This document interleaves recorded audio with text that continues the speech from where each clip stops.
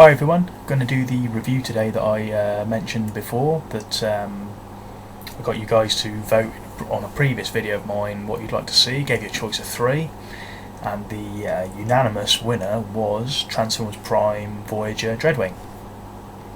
So here he is, and this is him in his jet mode obviously, and it's quite a cool looking jet. Based off, I think, an F-22 Raptor. It's probably the closest thing to it. And he's got this very nice dark blue colour scheme with this sort of the orange and gold to offset it. And we've got some nice Decepticon logos. Where are we? Here on the wings. There we go. And along these flaps here along beneath it. And yeah, sets it off quite nicely really. I think it looks pretty good, or at least that's what it looks like to begin with. You know, first impression's very good. The problem with this is the more you delve into it, the more bad things you find, and it all kind of starts. You look from the front, we've got this big bit of plastic here, which is part of the waist actually, and it splits in half to fold here in jet mode, and unfortunately it's very visible there. It sort of spoils the profile of the jet from the front, which otherwise looks really good, I think. But then we get onto some really bad stuff,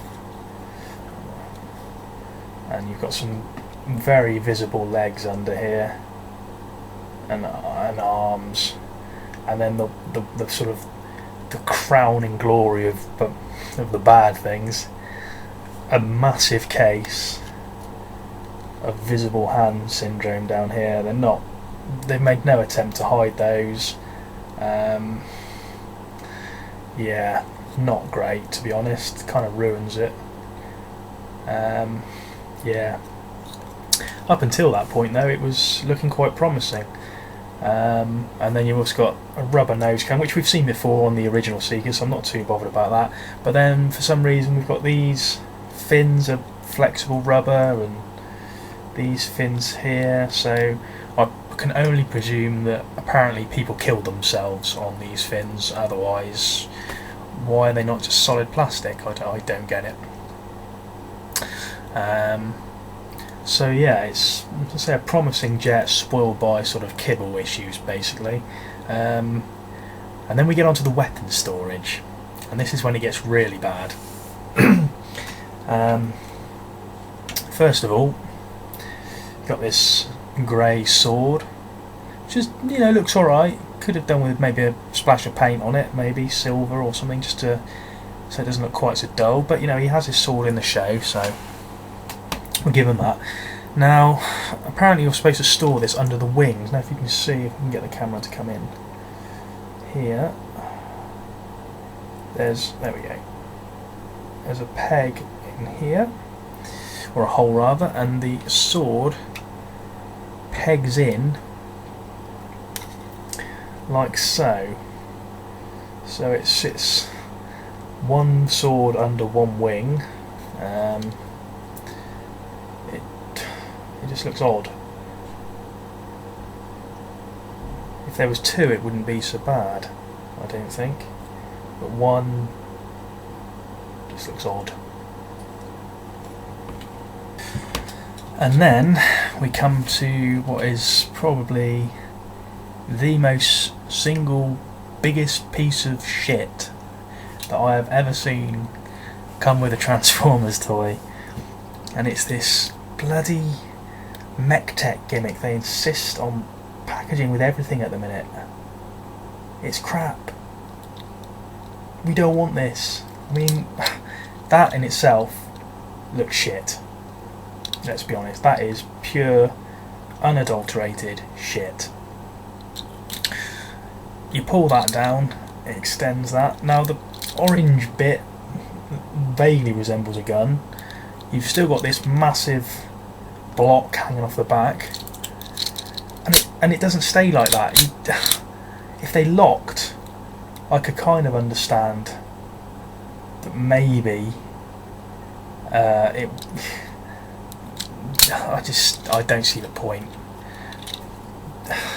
Whoever came up with these should be fucking shot. Oh, it gets better. It gets better. Watch this. There's a hole just up here on the top, just behind the canopy. There we go. And believe it or not, you plug this in to the top. I'm not joking. This is where you're supposed to put it. So you've now got that. Really? Really, Hasbro, really? Someone has sat down and designed that, and then someone else has gone, you know what? That's great, we'll go with that. And they probably get paid a lot of money as well. Bastards. Anyway, yeah, look, watch this. Wow, doesn't that look great? No, it doesn't even spring back properly, it's that shit. Stop giving us this.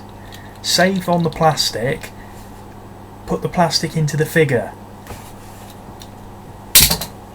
Load of shite. Right, anyway, rant over for the minute. Let's get this thing into its robot mode.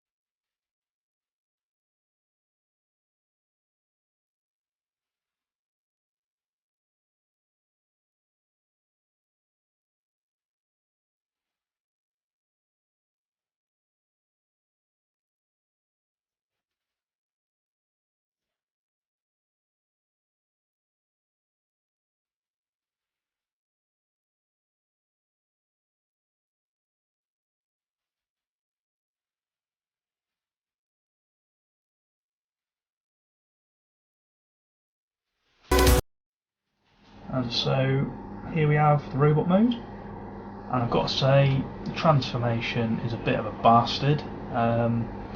You can probably tell the lights changed a bit since I recorded the first part, and that's because it took me so long to edit the transformation sequence, because it's quite fiddly in places. I mean, this back especially is trying to get the wings to all line up, and the waist here wants to pop out every time you move something else, and it's a very frustrating experience transforming this guy.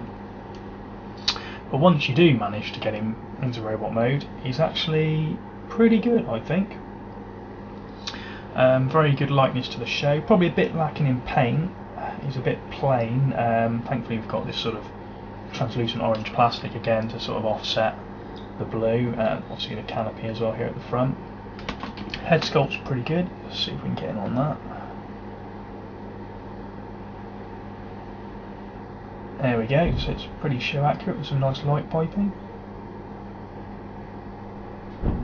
Although his head does seem to be made of sort of slightly flexible rubber again. The crest as well, especially.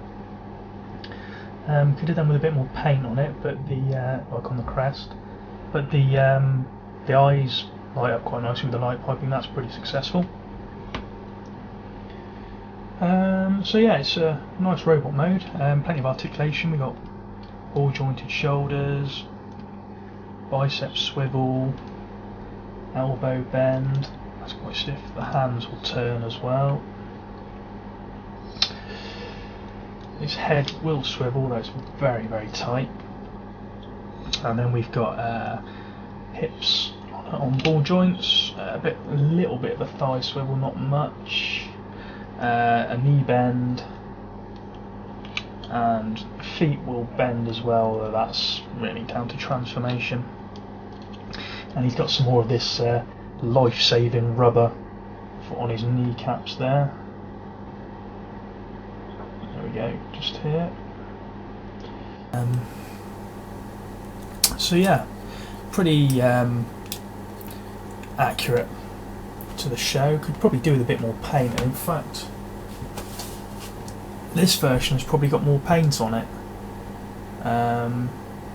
Although it's obviously one of the weapons are better on this as well, because you can actually sort of hold his weapon sort of how he does in the show, rather than being stuck with this. You can put it in his hand, and again do this stupid bloody gimmick, or it can peg in the sides here as well, and it looks marginally better, although not a lot.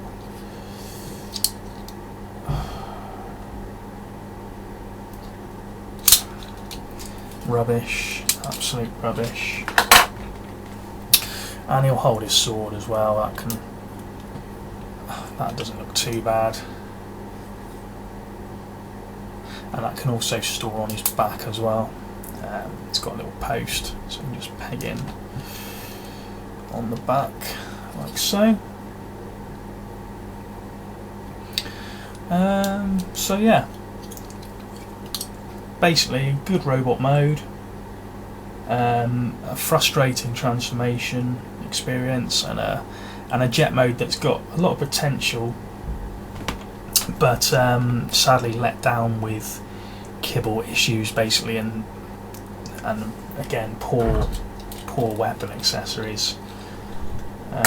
So yeah, that's basically it I think for now. So I think the next one I'll do is Henkei Smokescreen, because a lot of people have asked to see that one, so I'll do that one next, and I'll catch you later.